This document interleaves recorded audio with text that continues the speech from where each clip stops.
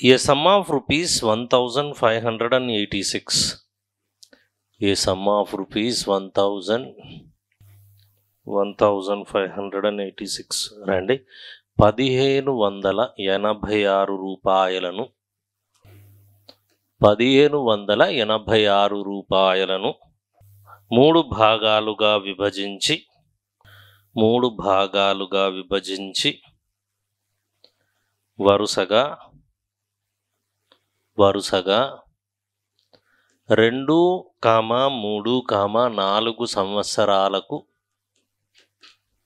2, 3, 4 సంవత్సరాలకు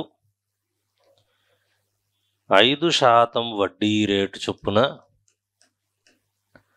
5% వడ్డీ రేటు చొప్పున 5% వడ్డీ రేటు చొప్పున 5% వడ్డీ రేటు చొప్పున జమ చేసిన పొందు మొత్తాలు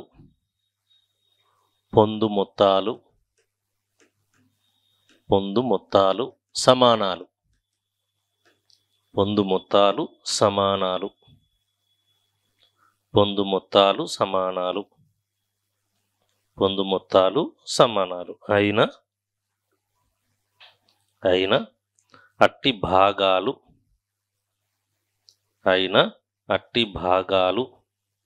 ఎంతెంత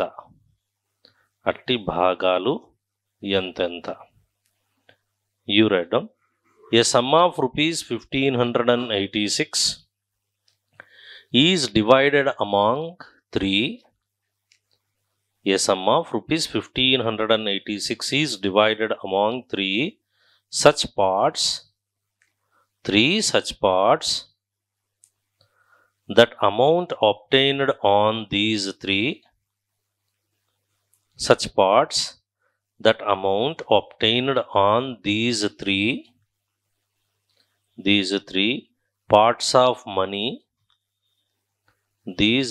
parts of money after 2, 3 and 4 years respectively. After 2, 3 and 4 years respectively, at the rate of 5% per annum. At the rate of 5% per annum remains equal. Full stop. Find such 3 parts.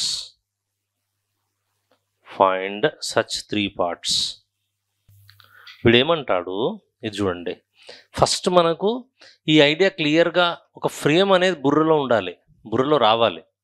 దీన్ని 3 భాగాలుగా విడగొట్టినాడట. ఇదొక భాగం, ఇది 5% వడ్డీ రేటే, ఇది కూడా 5% వడ్డీ రేటే, ఇది కూడా 5% వడ్డీ రేటే. దీన్ని 2 సంవత్సరాలకు నేను ఒక లెక్క చేసినట్టున్నాం ఇలాంటిది. 3 సంవత్సరాలకు, దీన్నేమో 4 సంవత్సరాలకు వీడు ఏం చేసినాడు, అప్పుగా ఇచ్చాడు లేదా జమ చేశాడు. వీటిపై పొందిన మొత్తాలు సమానాలు అంటున్నాడు. మొత్తం దీనిపై పొందిన మొత్తం సమానాలు అంటున్నాడు.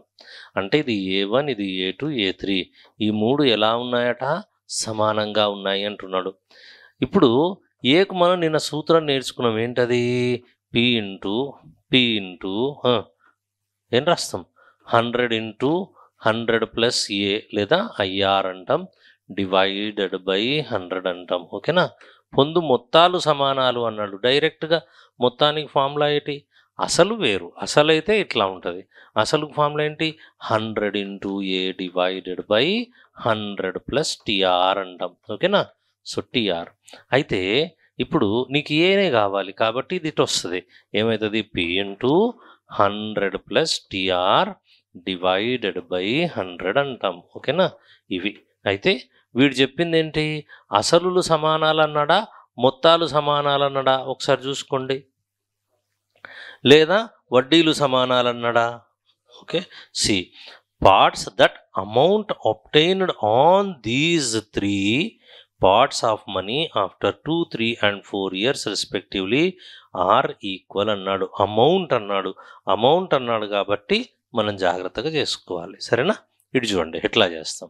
ఇది మనకున్నటువంటి ఆలోచన. ఫస్ట్ది, సెకండ్ది, థర్డ్ది. ఫస్ట్ భాగం ఎంతో మనకు తెలియదు కాబట్టి ఏమనుకోవచ్చు, P1 అనుకోవాలి. ఇది తెలియదు కాబట్టి ఏమనుకోవాలి, మనం P2 అనుకోవాలి. ఇది తెలియదు కాబట్టి మనం ఏమనుకోవాలి, P3 అనుకోవాలి. ఫినిష్డ్. ఓకే, వీటిని ఈక్వల్ చేసుకుంటూ ముందుకెళ్తాం. చూడండి ఎంత సూపర్గా అవుతుంది లెక్కదే సొల్యూషన్. ఓకేనా? మొదటి భాగం ఫస్ట్ పార్ట్ అంటాం, that is P1. okay, rate of interest is equals to 5% and the time period is equals to 2 years. okay, what is A1 is equals to P into 100 plus TR divided by 100. this is the formula. A1 is equals to P1 ఎంత రాసుకోవచ్చు మనం, P1 మనకు తెలియదు కాబట్టి 100 plus T time period 2 into 5% divided by 100. ఒకదానికి మాత్రం వివరంగా రాయండి. తర్వాత దీన్ని ఇది 100, ఇది 10, 110/100. దీన్ని ఏం చేయకండి, ఇలాగే ఉంచండి. ఇది A1. ఓకే, దీనికి ఒక డబ్బా కట్టండి, ఇట్లా ఉంటుంది, పడు ఉంటుంది అది. ఇది A1. ఇప్పుడు సెకండ్ పార్ట్కి వెళ్తున్నా. రెండవ భాగం చూడండి. రెండవ భాగం P2 అనుకోండి. టీ ఎంత, టీ రెండవ భాగానికి సమయం ఎంత ఇచ్చాడు, 3 years ఇచ్చాడు. అలాగే రేట్ ఆఫ్ ఇంట్రెస్ట్ మొత్తం అన్నిటికీ ఏంటి, 5% సేమే. కాబట్టి A2 is equals to P2 into 100 plus 3 5 15. Direct రాస్తున్నాం 115/100. ఎట్లొచ్చింది 115? ఈ 100కు 100 ఉంటుంది, 3 years కాబట్టి 3 into 5, 3 5 ఎంత, 15. 15 plus 100 is equals to 115. Steps ఎక్కువ అవుతాయి, అందుకోసం ఇది రాసినాం. ఇప్పుడు ఏం చేద్దాం, మూడవ భాగం వినండి, తర్వాత మీరు రాయొచ్చు. మూడవ భాగం A3 ఏంటి, P3 ఇంటూ ఇక్కడ మూడవ భాగం P3, time period 4 years, rate of interest 5%. Done. P3 into now this is, ఇక్కడ ఏం చేద్దాం మనం, 100 plus 4 into 5 120. This is 120/100. ఓకేనా? ఇది కన్ఫ్యూజ్ కావద్దు. 4 into 5 ఎంత, 20. దీంట్లో సబ్స్టిట్యూట్ చేస్తాం. ఇక్కడ 4 into 5 20. 100 plus 20 ఎంత, 120. Okay, so by 100. కానీ what he has given in the question, he said that what he has given to us, A1 is equals to A2 is equals to A3. A1 ఎంత, ఇది P. So P1 into 110 divided by 100 నిష్పత్తి are equal to P2 into 115/100 equal to P3 into ఎంత వచ్చింది, 120 divided by 100. ఇప్పుడు చూడండి, ఇక్కడ 100 ఉంది, ఇక్కడ 100 ఉంది. 100 ప్రతి చోట మనం క్యాన్సిల్ చేస్తాం. ఇప్పుడు మిగిలింది 110, 115, 120. 5 చేత కూడా క్యాన్సిల్ అవుతుంది. P1 into 5 రెట్లు 10, 5 రెట్లు 10. P2 into 5 రెట్లు 10, 5 3 15. P3 into 5 రెట్లు 10, 5 4 20. అయిపోయింది. ఓకేనా? ఇప్పుడు చూడండి, P1, P2, P3s వచ్చేసాయి. ఓకే, ఎట్లా వస్తాయి నెక్స్ట్ దాంట్లో రాస్తున్నాను నేను. P1 into 22 is equals to P2 into ఎంత వచ్చింది, P2 into 23, 24 వరుసగా వచ్చినాయి. అవునా? 23 and the next is P3 into 24. ఇప్పుడు P1ని క్లోజ్ చేయాలి, లేదు P1 is to P2 is to P3. ఇది ఒక షార్ట్ కట్ మనం నేర్చుకున్నాం నిష్పత్తులలో. నేను చెప్పినాను, నేను మళ్ళీ చెప్తాను, అది వినని వాళ్ళకు. ఇది క్లోజ్ చేయాలి. 23 into 24 రాయాలి, 23 into 24. ఇది క్లోజ్ చేయాలి, 22 into 24 రాయాలి. ఇది క్లోజ్ చేయాలి, మిగిలిన నంబర్లు 22 into 23 రాయాలి. 2 11లు, 2 11లు, 2 12లు. ఇంకా క్యాన్సిల్ అవుతుందా, కాదు. ఓకే, 12 3 36, 3 12 2 24, 3 27, 276. 11 4 44, 11 2 22, 4 26, 264. 11 253. ఓకే, ఇప్పుడు నీకు P1 కావాలి. 276 భాగాలు డివైడెడ్ బై ఈ టోటల్ 276, 264, 253, 13 1 12 7 19 1 793. ఎంత వచ్చింది హారం? 793 ఇంటూ టోటల్ సొమ్ము మనకి ఎంత ఇచ్చాడు? 1586. 1586 ఎగ్జాక్ట్లీగా 1 2 క్యాన్సల్. Okay, 2 6 12, 7 2 14, 1 15, 1 2 2 4 1 5 552 rupees. ఎవరి వాటా? పి వాటా. ఇప్పుడు P1 అది. రెండవ భాగం ఎంత? రెండవ భాగం ఏంది? 264. ఇది ఎన్నిసార్లు క్యాన్సిల్ అయింది ఇక్కడ? 2 టైమ్స్ కాబట్టి ఇంటూ 2 ఎంత అవుతుంది? 8 528. అలాగే P3 ఎంత? 253. 253 ఇంటూ ఎన్నిసార్లు క్యాన్సిల్ అయింది? 2 టైమ్స్ కాబట్టి 6 506. ఇది పెద్ద లెక్క, సరేనా? తీసుకోండి. దీంట్లో సింపుల్ ఇంట్రెస్ట్లో అన్నిటికంటే పొడుగ్గా సాగేది ఈ లెక్కనే. Okay, take down. ఏదైనా డౌట్ ఉందా చూసుకోండి ఒకసారి. నేను ఇంకొక లెక్క ఇస్తాను, ఓన్గా చేయడానికి ప్రయత్నం చేయండి. మీరు 4 స్టెప్పులు చేసినా గ్రేటే. స్లైడ్ చేంజ్ చేయాలి. అయిపోయిందా? అవి రిటర్న్ రైట్. అయిపోయిందా? చలో ఒక ప్రాబ్లం చేయండి. సేమ్ రండి, ఒకటి ప్రాక్టీస్ చేయండి. రండి. ఒక వ్యక్తి 3,965 రూపాయలను 3,965 రూపాయలను తన ముగ్గురి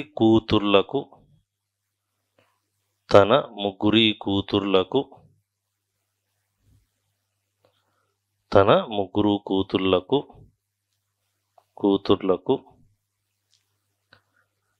కూతుర్లకు 2 సంవత్సరాలు, 3 సంవత్సరాలు, 4 సంవత్సరాలకు గాను 5% వడ్డీ రేటు చొప్పున ఒక బ్యాంకులో జమ చేసెను.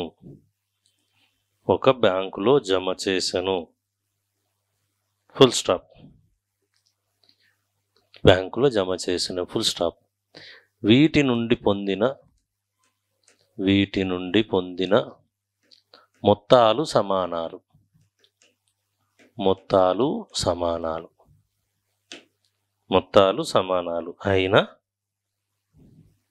అయిన అట్టి భాగాలు ఎంతెంత?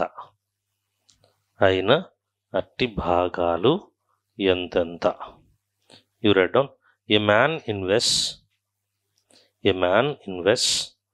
rupees 3,965 in the names of 3 daughters.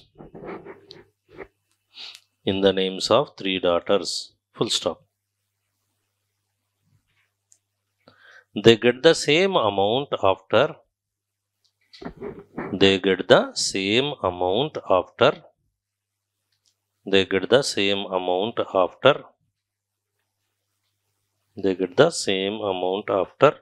2, 3 and 4 years respectively. 2, 3 and 4 years respectively. Full stop. If the rate of interest is 5% per annum,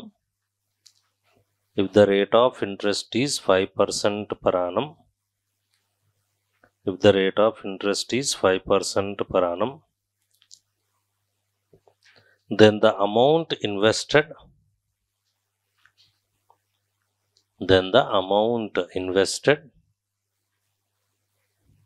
is dash.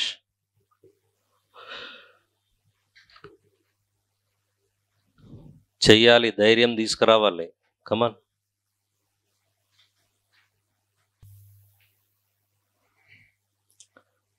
$1380. Next. Right.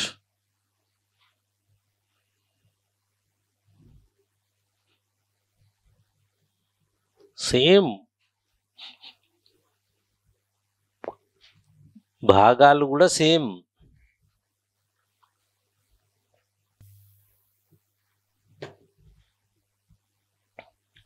అన్నీ సేమ్ అండి. ఏమొస్తుంది చేస్తున్నారా? చేయండి.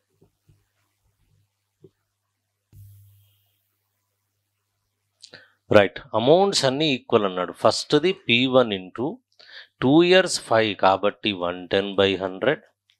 సెకండ్ది ఈక్వల్ అన్నాడు కాబట్టి P2 ఇంటూ సెకండ్ 3 ఇంటూ 5 15 కాబట్టి 100 + 15 115/100. Third one P3 into 4 5 20 120. నేను మొత్తం ఎగ్గొట్టేసిన, మీరేమో రాసినారు ఫస్ట్ది సెకండ్ థర్డ్, నేనేమో డైరెక్ట్ రాసిన. 0 0 0 క్యాన్సల్. ఓకేనా? 22 ఇదేమో 23 5 సార్లు క్యాన్సిల్ అవుతుంది, 5 చేత 24. కాబట్టి P1 is to P2 is to P3 is equals to 22ని క్లోజ్ చేస్తే 23 ఇంటూ 24, 23ని క్లోజ్ చేస్తే 24 ఇంటూ 22, అంత 24ని క్లోజ్ చేస్తే 22 ఇంటూ 23. డన్. 2 11 2 11 2 12 12 3 36 3 12 2 24 3 27. ఇదేమో 264, ఇదేమో 253. డన్. ఓకేనా? therefore P1 is equals to total 276 divided by 798. 8 3 793 into 3965. 7 5 35 cancel 5 times. So 5 6 33, 5 7 35, 3 38, 13 80. Similarly P2 is equals to 264 into 5. This is 22. 5 6 32, 5 2 10, 3 13 20. Next P3 is equals to 253 into 5. This is 5 3s are 15, 5 5s are 25, 1 26, 2 5 2s are 10, 12, 65. Over.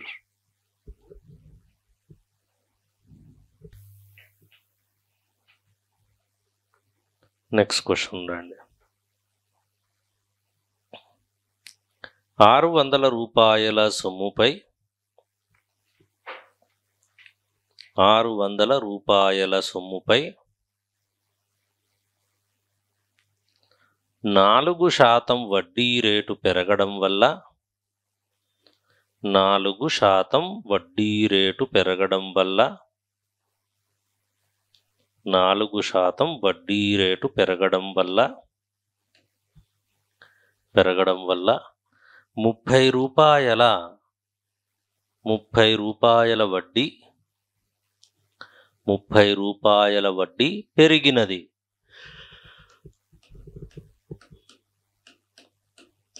30 రూపాయల వడ్డీ పెరిగినది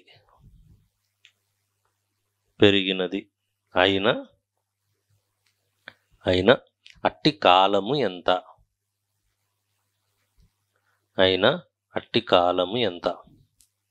You write down. If simple interest on rupees 600, if simple interest on rupees 600 increases by rupees 30,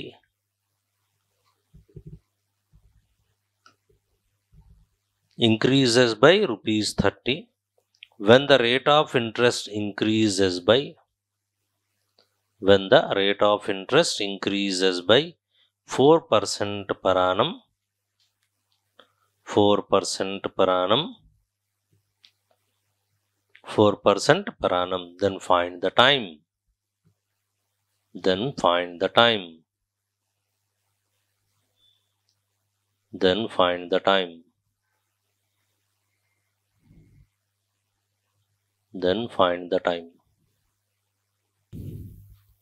ఇక్కడ చూడండి solution ఏంటి. First ఏం చేశాడు వీడు, 600 రూపాయలు ఉండే వీడి దగ్గర వడ్డీకి ఇచ్చినాడు. ఓకే, ఎంత శాతం వడ్డీ రేటుకి ఇచ్చినాడో తెలియదు, 6% వడ్డీ రేటుకి ఇచ్చినాడు. ఎంతకాలం ఇచ్చినాడో కూడా తెలియదు. మనం ఏమనుకుందాం, 1 సంవత్సర కాలం అనుకుందామా? ఇచ్చాడా? కాలం ఇచ్చాడా? చూడండి, కాలం ఇవ్వలేదు. He did not give the time period. Okay, right. Okay, if the simple interest on rupees increases by 30 when the rate of interest increases by 4% per annum, okay, you take as the time period is T. What will happen that is TX అనుకోవచ్చు, మన ఇష్టం, మనం calculate చేయాలి. కానీ ఇక్కడ మీరు గమనించాల్సింది ఏం తెలుసా, ఫస్ట్ ఎంతో కొంత వడ్డీ రేటుకు తీసుకున్నాడు, తర్వాత ఎంతో కొంత వడ్డీ రేటు అంటే 4% వడ్డీ రేటు పెరిగింది, సెకండ్ది పెరిగింది. కాబట్టి మనం చాలా జాగ్రత్తగా తీసుకోవాలి, సరేనా? అది ఎంతకాలం అనేది నేను చెప్తాను చూడండి, ఎట్లా వస్తుంది. ఇప్పుడు ఇంక్రీజ్డ్ వడ్డీ అంటాం, ఇంక్రీజ్డ్ వడ్డీ, increased interest is how much is here 30 rupees. Look it here. అంటే ఆ వడ్డీకి ఈ వడ్డీకి ఫస్ట్ వడ్డీ I1 ఈజ్ ఈక్వల్స్ టు, శ్రద్ధగా వినండి, PTR by 100P time period, this is rate of interest R by 100. It was there, this much only. ఇప్పుడు దీంట్లో నువ్వు క్యాన్సిల్ చేస్తే ఈ రెండింటిని మనం క్యాన్సిల్ చేస్తాం. మనం ఏమని రాసుకోవచ్చు, మనము ఇప్పుడు రాసుకోవాల్సింది we can write as like this. ఏం రాస్తాం, I1 is equals to 60R. ఓకేనా? ఇంతవరకు ఇది రాస్తాం, సరేనా? ఇప్పుడు తర్వాత వీడు ఏం చేసినాడు తెలుసా, I2 ఏమైంది తెలుసా, ఇక్కడ P సేమ్ ఉంది, Pలో ఎలాంటి మార్పు లేదు, 600 రూపీసే. కానీ రేట్ ఆఫ్ ఇంట్రెస్ట్ ఏమైందంట, ఇంతకుముందు 6 ఉండే 4% పెరిగిందట. Time is same, the time is same. ఓకేనా? అక్కడ ఇక్కడ ఇప్పుడు I2 ఈజ్ ఈక్వల్స్ టు ఏమవుతుంది, సేమ్ 600 రూపీస్ PTR ఏముంది, R+4 divided by 100 get cancel 60R+4. కానీ వీడేమంటున్నాడు, ఇక్కడ లభించిన వడ్డీకి మధ్య తేడా ఎంత, 30 రూపాయలు. I2 minus I1 is equals to 30 rupees. Given, this is given, ఇచ్చాడు. ఇప్పుడు ఏమైపోద్ది, I2 ఎంత, 60 into R+4 is equals minus I1 ఎంత, 60R, అంతే కదా? Okay, is equals to 30. అందరు చూడండి, 60 into R 60R, 60 into 4 R4 24T minus 60R is equals to ఎంత, 30. ఇదో ప్లస్ 60R మైనస్ 60R, ఈ రెండు క్యాన్సిల్ అవుతాయి, మిగిలింది ఎంత, 24. ఇదో 24T is equals to 30. Now T is equals to 30 divided by 24. 4 ఆర్లు, సారీ 2 చేత 6 చేత 6 4లు 6 5లు, 4 ఎక్కం 4, 1/4 ఇయర్స్. కాలం ఎంత, 1/4 ఇయర్స్. ఇది డిస్క్రిప్టివ్. ఇదో షార్ట్ కట్ అయితేనేమో, షార్ట్ కట్ అయితే ఎంత పెరిగింది, 30 రూపాయలు పెరిగింది. ఎంత శాతం, 4%. 4 ఆళ్ళు 24, 24 చేత భారం చేయాలి, 6 4లు 6 5లు, 1/4 ఖతం. అది రాసుకుంటే సంతోషపడుతున్నావు నువ్వు, అది రాస్తావా?